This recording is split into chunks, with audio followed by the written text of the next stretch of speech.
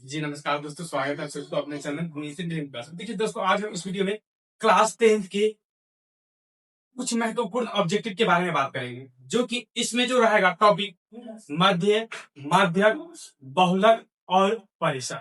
मध्य, माध्यक, बहुलक और परिसर, मतलब कि इन सारे टॉपिकों को हम यहाँ पे बारी बारी से खत्म करेंगे और इन सभी टॉपिक से एग्जाम में बहुत सारे प्रश्न पूछे जाते हैं। जैसे कि अभी हम कुछ कुछ चीजें बताते हैं, जैसे कि पहले हमें माध्य कैसे निकालना, तो हम कह सकते हैं, अगर हम बात की जाए कि 2 3 1 का माध्य, 2 3 1 का माध्य ज्ञात।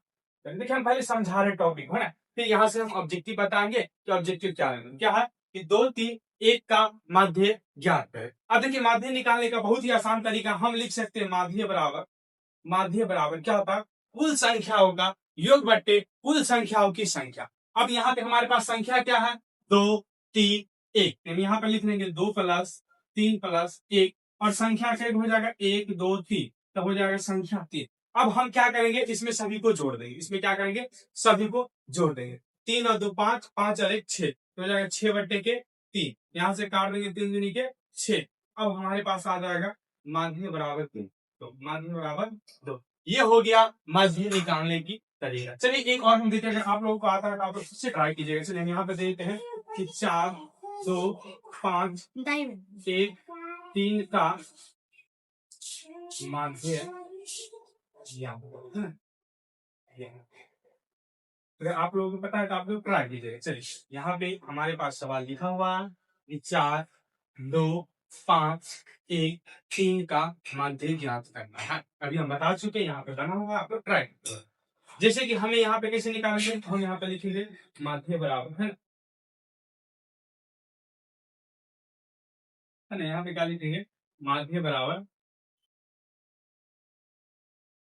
यहाँ पे हम लिखेंगे 4 + 2 + 5 + 1 + 3 और बटे के 1 2 3 4 5, हमारे पास संख्या हो जाएगा 5, संख्या हो जाएगा 5। ठीक है, अब हम यहाँ पे क्या करेंगे कि यहाँ पे हम जोड़ देंगे, यहाँ पे सारे संख्याओं को क्या करेंगे, हम जोड़ देंगे।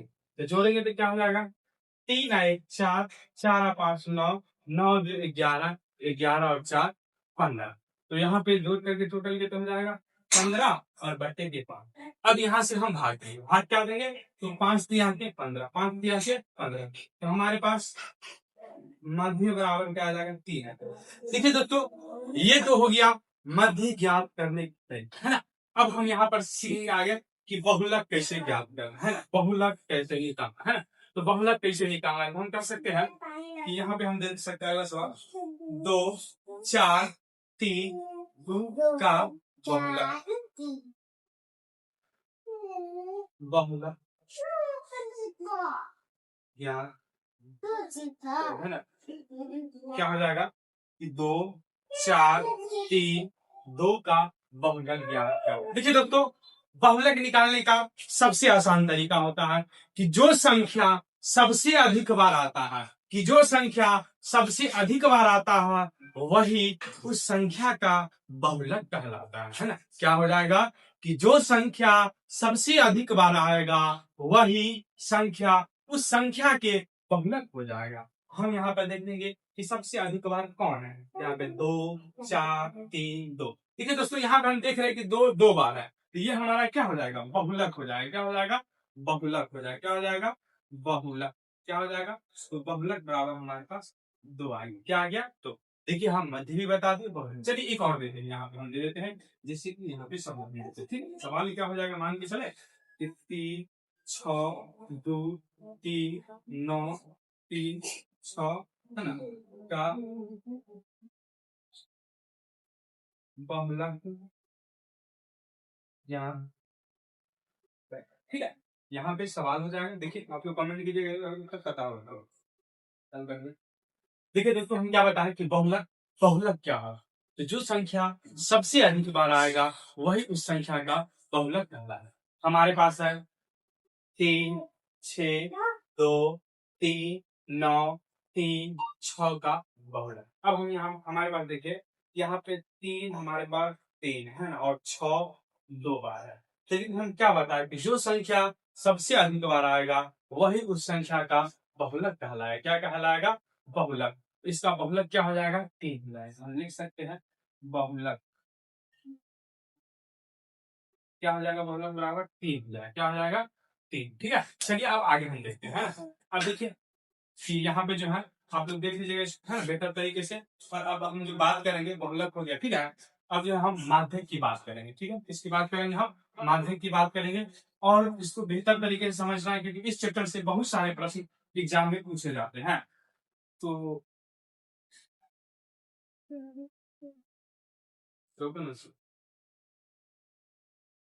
कि 2, 5, 1, 4, 6, 3 का माध्यक ज्ञात करना।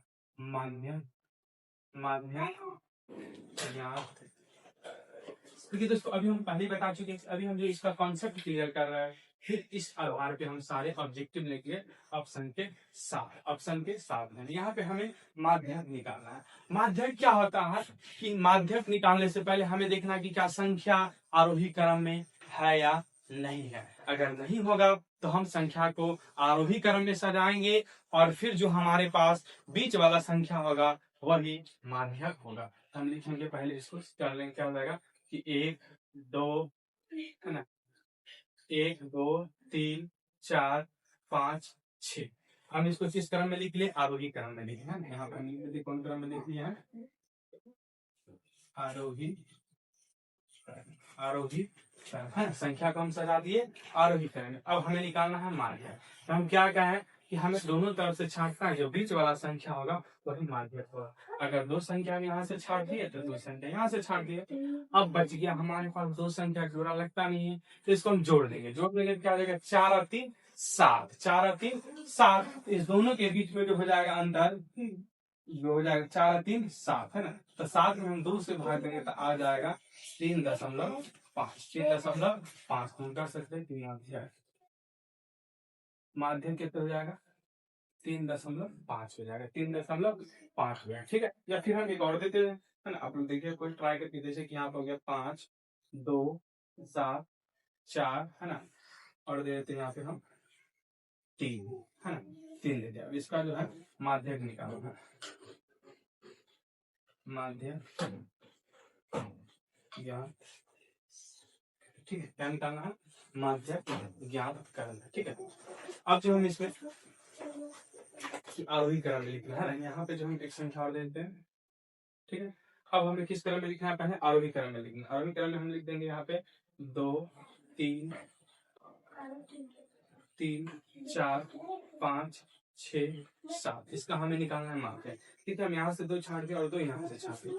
फिर से यहाँ पे 2 संख्या बच गया 5 और 4 9, तो 9/2 इसको हम काट देंगे तो आ जाएगा 4.5। 4.5 ये इसका क्या हो जाएगा?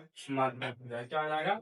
माध्यक। ठीक है, अगला हम बात करें दोस्तों। अब जो है परिसर है ना, हम यहाँ पे मध्य देख लिए, बहुलक देख लिए, माध्यक देख लिए। अब हम परिसर और वर्ग चिन्ह निकालते। देखिए दोस्तों, मध्य में क्या हम सीखे कि जो संख्या दी हुई थी उन सारी संख्याओं को जोड़ के जितनी संख्या थी उससे हम भाग करते थे। बहुलक में क्या कर रहे थे कि जो संख्या सबसे अधिक बार आती थी वही उस संख्या का बहुलक कहलाया। और माध्यक में हम दोनों तरफ से छांट के जो बीच में बच जाता था वो माध्यक। और बहुलक क्या होगा कि अधिकतम संख्या है ना, अधिकतम संख्या माइनस के न्यूनतम संख्या, अधिकतम संख्या माइनस की न्यूनतम संख्या। मतलब कि जो सबसे बड़ी संख्या होगा, सबसे बड़ी संख्या में से सबसे छोटी संख्या को घटा देंगे तो वही हमारा परिसर कहलाएगा। तो हम यहाँ पे हमें क्या ज्ञात करना है? परिसर निकालना है। हम यहाँ पर लिखेंगे परिसर बराबर है, परिसर बराबर क्या हो जाएगा? अधिकतम संख्या माइनस के न्यूनतम संख्या, अधिकतम संख्या माइनस के न्यूनतम संख्या। अब देखिए दोस्तों, यहाँ पे सबसे बड़ी संख्या देखना है। हम यहाँ पे देख रहे हैं कि सबसे बड़ी संख्या हमारा 19 है। कितना है? 19। तो हम यहाँ पे 19 लिख देंगे। और सबसे छोटी संख्या हमारे पास 2 है, तो माइनस के 2 कर देंगे। 19 में से 2 गया 17। ये हमारा क्या कहलाएगा? परिसर कहलाएगा। क्या कहलाएगा? परिसर। अगला है 120 और 180 का वर्ग चिन्ह निकालना। देखिए दोस्तों, अगर वर्ग चिन्ह निकालने की बात करें तो हमें दोनों संख्या को जोड़ करके उसमें 2 से भाग कर देना है। तो हम क्या लिखेंगे 120 प्लस 180 बट्टे के 2। जब हम इसको जीरो मतलब कि जोड़ेंगे तो ये हो जाएगा हमारे पास 300। 300 बट्टे के 2 काट देंगे तो आ जाएगा 150। 150 क्या हो जाएगा हमारे पास वर्ग चिन्ह हो जाएगा। क्या हो जाएगा वर्ग चिन्ह हो जाएगा। ठीक है, तो इसको देखिए यहाँ पे हम दोनों सब चीज हो गया। अब यहाँ से हम बारी बारी से ऑब्जेक्टिव के बारे में बात करेंगे कि ऑब्जेक्टिव कैसे क्या होगा।